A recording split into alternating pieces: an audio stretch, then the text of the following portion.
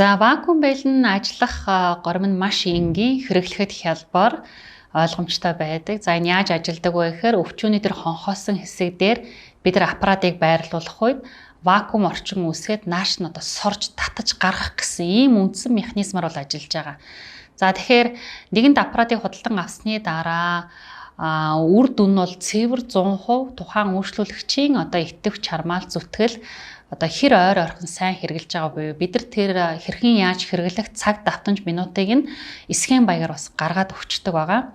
За тэгэхээр энэ аппарата вакуум бэлигээ яг цээжин хэсэг тухайн яг бидний заасан хэсэг буюу хөдөлгөөн засалчийн үнэлсэн хэсэг дээр байрлуулна. За тэгээ нааш нь вакуум орчим үүсгэж татаж сорж гаргана. За тухай бүрд нь бид яг хэдэн минут орох уу, үргэлжлэх хугацаа нь ямар байх уу, давтамж нь ямар байх уу, өдөр шөнийн аль цагт орох уу гэдгийг нь бид нар үйлчлүүлэгч болгондоо, хувь хүн болгонд нь бас өөр өөр байгаа учраас тухайлчлан зааварчилж өгдөг байгаа.